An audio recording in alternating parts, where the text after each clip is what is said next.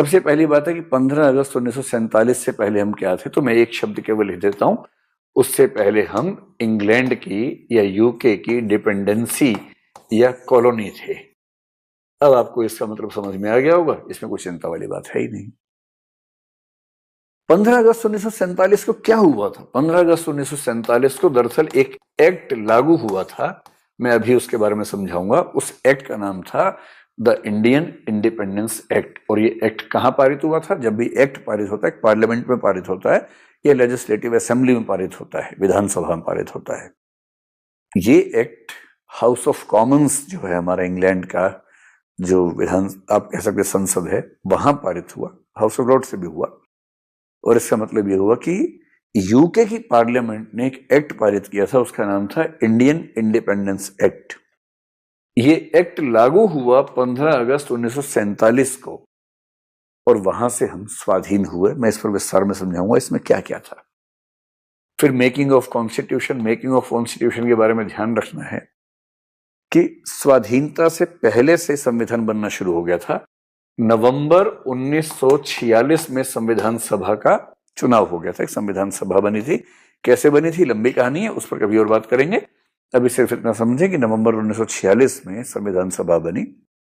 दिसंबर 1946 से संविधान के निर्माण का काम शुरू हुआ। ये वही संविधान सभा है जिसमें प्रारूप समिति एक थी, ड्राफ्टिंग कमेटी, उसके अध्यक्ष कौन थे? डॉक्टर बी आर अम्बेडकर थे। नेहरू जी भी इस संविधान सभा में महत्वपूर्ण मेंबर थे। और डॉक्टर राजेंद्र प्रसाद आप जानते हैं कि इसमें महत्वपूर्ण भूमिका में रहे, सभापति की भूमिका में रहे। महात्मा गांधी इसमें नहीं थे। महात्मा गांधी मतलब इन औपचारिकताओं से दूर रहने वाले नेता हुए हैं। इस संविधान सभा ने लगभग 3 साल में संविधान बनाया और नवंबर 1949 के अंत में 26 तारीख को संविधान निर्माण का काम पूरा हुआ। इसलिए हम 26 नवंबर 1949 को संविधान दिवस कहते हैं। क्यों कहते हैं अभी थोड़ा समझाऊंगा। ये आ गया 26 नवंबर 1949, जो मैंने अभी आपको बताया। और उसके बाद फिर कुछ और चीज हुई। वो क्या चीज हुई आज समझेंगे थोड़ा सा विस्तार में। जो भी चीज हुई वो ऐसी हुई कि हमने कहा कि ना भाई, संविधान बन गया अपनी जगह, लेकिन हम तो इसको लागू करेंगे 26 जनवरी 1950 को, संविधान के लागू होने का दिन। लेकिन गणतंत्र का मतलब सिर्फ इतना नहीं होता है कि संविधान किस दिन लागू हुआ था। हाँ, गणतंत्र दिवस मनाने की एक वजह यह है कि संविधान हमारा उस दिन लागू हुआ था, लेकिन संविधान का लागू होना गणतंत्र दिवस नहीं होता है। दोनों चीजों में अंतर होता है। अभी थोड़ी देर में समझते हैं दोनों में क्या अंतर है। तो एक मोटी मोटी बात समझ लीजिए। 15 अगस्त 1947 को क्या हुआ था? इंडियन इंडिपेंडेंस एक्ट लागू हुआ था। इसमें क्या था मैं आपको बता रहा हूं।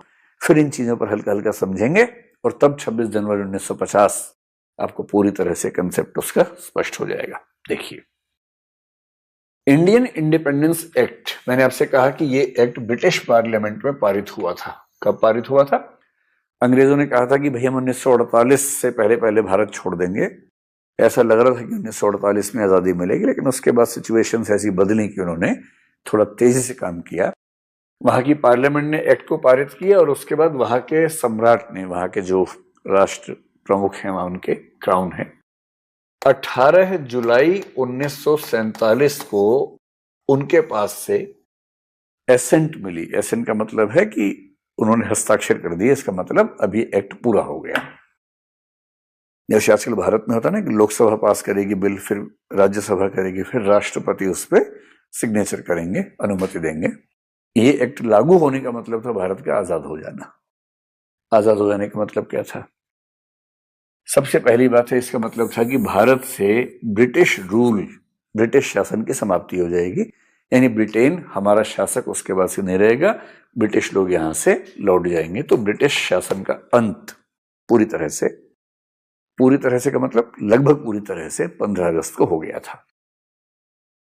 उससे पहले एक पद हुआ करता था, वायसराय एंड गवर्नर जनरल का पद। वॉयस, एक ही व्यक्ति आमतौर पर इस पद पर रहता था। वॉयसरॉय का मतलब होता था जो व्यक्ति यूके के किंग का प्रतिनिधि बनकर यहां पर है, और गवर्नर जनरल का मतलब होता था जो यहां की जो पूरा शासन है, प्रशासनिक व्यवस्था है, उसका प्रमुख है। आमतौर पर एक ही व्यक्ति को रखा जाता था जो इंग्लैंड के या यूके के किंग का प्रतिनिधि होता था, और प्रतिनिधि होने के तौर पर ही यहाँ का गवर्नर जनरल भी होता था।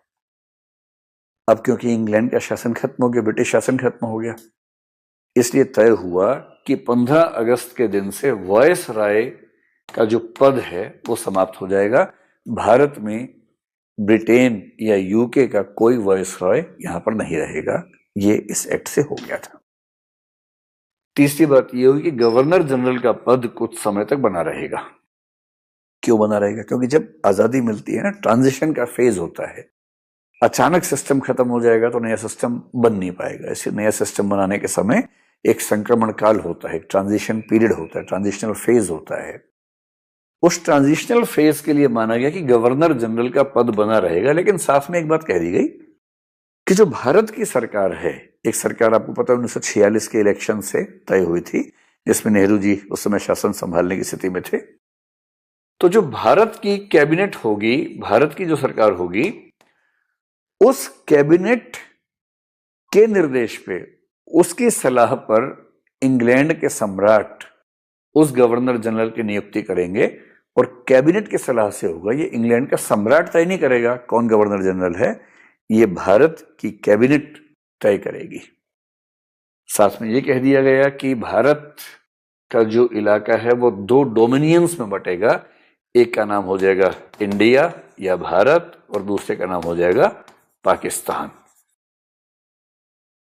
ध्यान रखना है, 2 डोमिनियंस मैं कह रहा हूं, और इसका मतलब ये है कि जिस दिन हम कहते हैं कि हम आजाद हुए थे, उस दिन दरअसल हम डोमिनियन बने थे, डिपेंडेंसी से डोमिनियन हो गए थे। प्रोटेक्टरेट हम कभी नहीं रहे हैं इंग्लैंड का, ठीक है। हमारे कुछ देशी रियासतें थी, भारत नहीं था। तो 15 अगस्त 1947 को क्या हुआ? भारत जो कि एक ब्रिटिश डिपेंडेंसी था, अब वो एक ब्रिटिश डोमिनियन हो गया। ये हुआ था उस दिन। स्पष्ट हुई बात यहां तक।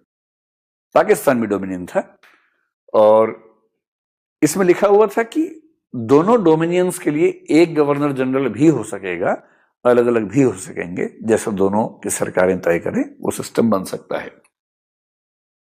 फिर था कि भाई इस बीच में शासन चलेगा कैसे? संविधान सभा तो काम कर रही है, संविधान बनने में टाइम लगेगा, जब तक संविधान नहीं बनेगा तब तक काम कैसे चलेगा? तो इंडियन इंडिपेंडेंस एक्ट में लिखा हुआ था कि फिलहाल भारत का शासन चलता रहेगा the government of India act 1935 के आधार पर। 1935 में ब्रिटिश पार्लियामेंट ने एक एक्ट पारित किया था जिसको बोलते हैं भारत शासन अधिनियम 1935। आपको जान के आश्चर्य होगा कि हमारे संविधान के 395 आर्टिकल्स में से लगभग 200 आर्टिकल्स वैसे के वैसे इस एक्ट में से लिए गए हैं। ये इतना महत्वपूर्ण है। हमारे शासन का पूरा सिस्टम 1935 से ऐसे चल रहा था, और क्योंकि इसके हम अभ्यस्त हो चुके थे, हमारे संविधान सभा ने भी 50% से ऊपर हमारा कॉन्स्टिट्यूशन इसी एक्ट में से लिया है।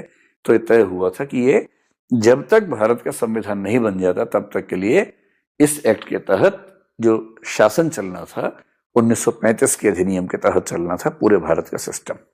इसमें मतलब केंद्र की सरकार, राज्यों की सरकारें, राज्यपाल और वो सारे सिस्टम जो हम देखते हैं भारत में इस समय, लगभग वो सारे के सारे इसमें बने हुए थे। अंतिम बात थी कि भारत की संविधान सभा काम कर ही रही थी और इसमें लिखा हुआ था कि भारत की संविधान सभा को सारे अधिकार होंगे, कोई भी कानून बना सकती है भारत की संविधान सभा, और वो संविधान सभा अपने कानून बनाने की प्रक्रिया में इंडियन इंडिपेंडेंस एक्ट को भी खारिज कर सकती है, गवर्नमेंट ऑफ इंडिया एक्ट 1935 को भी खारिज कर सकती है।